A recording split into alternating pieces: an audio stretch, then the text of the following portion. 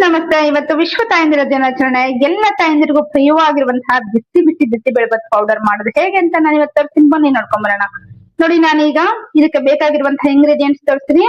ಈ ಬಿಸಿಬೇಳೆಬಾತ್ ಪೌಡರ್ಗೆ ನಾನು 2 table spoon ಉದ್ದಿನ ಬೇಳೆ ತಗೊಂಡಿದ್ದೀನಿ, 1 ಟೇಬಲ್ ಸ್ಪೂನ್ ಕಡಲೆಬೇಳೆ ತಗೊಂಡಿದ್ದೀನಿ, ಚಿಕ್ಕ ಚಿಕ್ಕದು 2 ಚಕ್ಕೆ ಪೀಸ್ ತಗೊಂಡಿದ್ದೀನಿ, 3 ಲವಂಗ, ಒಂದ್ 15 ಕಾಳ್ಮೆಣಸು, 1 ಟೇಬಲ್ ಸ್ಪೂನ್ ಜೀರಿಗೆ, 1 ಟೇಬಲ್ ಸ್ಪೂನ್ ಮೆಂತೆ ತಗೊಂಡಿದ್ದೀನಿ.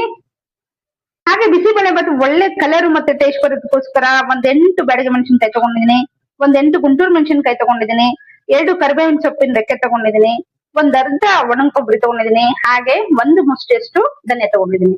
ಬನ್ನಿ ಈಗ ಹೇಗ್ ಮಾಡೋದು ಅಂತ ತೋರಿಸ್ತೀನಿ. ಪಟಾಪಟ್ ಅಂತ ರೆಡಿ ಮಾಡ್ಕೊಂಡು ನಮ್ಮ ತಾಯಿಗೆ ಕೊಡ್ತೀನಿ. ಹಾಗೆ ನೀವು ಸಹ ರೆಡಿ ಮಾಡಿ ನಿಮ್ಮ ತಾಯಿ.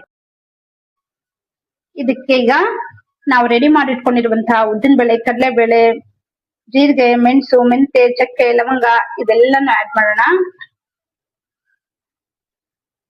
ಎಲ್ಲವನ್ನು ಒಟ್ಟಿಗೆನೆ ಆಡ್ ಮಾಡ್ಬೋದು ನೋಡಿ.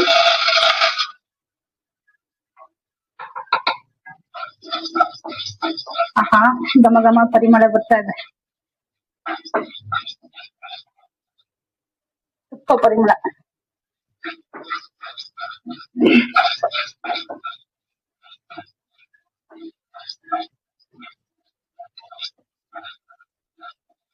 ನೋಡಿ, ಈಗ ನಾವು ಹಾಕಿರುವ ಇಂಗ್ರೀಡಿಯೆಂಟ್ಸ್ ಎಲ್ಲ ಬ್ರೌನ್ ಆಗ್ತದೆ. ಈಗ ಮೆಣಸಿನ್ಕಾಯಿ ಹಾಕ್ತಾ ಇದೀನಿ.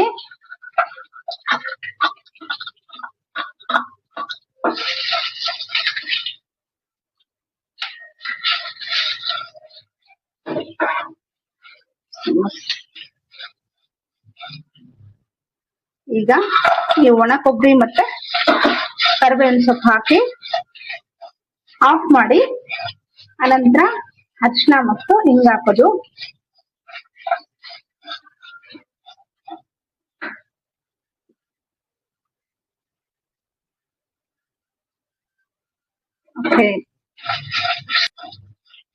ಈ ರೀತಿ ಹೋಮ್ ಮೇಡ್ ಪೌಡರ್ ಹಾಕಿ ಮಾಡೋದ್ರಿಂದ ಬಿಸಿಬೇಳೆಬಾತ್ ಸೂಪರ್ ಟೇಸ್ಟ್ ಬರುತ್ತೆ ಫ್ರೆಂಡ್ಸ್.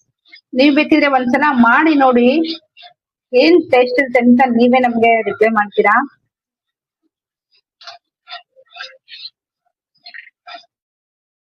ಈಗ ಒಂದು ಜಾರ್ಗೆ ಒಂದ್ ಸ್ವಲ್ಪ ಇಂಗು ಮತ್ತೆ ಒಂದ್ ಸ್ವಲ್ಪ ಅರಿಶಿನ ಸೇರಿಸಿ ನಾವು ರೆಡಿ ಮಾಡಿ ಇಟ್ಕೊಂಡಂತಹ ಈ ಎಲ್ಲಾ ಇಂಗ್ರೀಡಿಯೆಂಟ್ಸ್ ಸೇರಿ ರುಬ್ಕೊಳ್ಳೋಣ. ತರಿಯಾಗಿ ರುಬ್ಕೊಳ್ಳೋಣ. ಬಿಸಿಬೇಳೆಬಾತ್ ಪೌಡರ್ ರೆಡಿ ಆಗುತ್ತೆ ನೋಡಿ ಫ್ರೆಂಡ್ಸ್. Bisibelebath powder ready. ತರಿಯಾಗಿ ರುಬ್ಕೊಳ್ಬೇಕು ನೋಡಿ.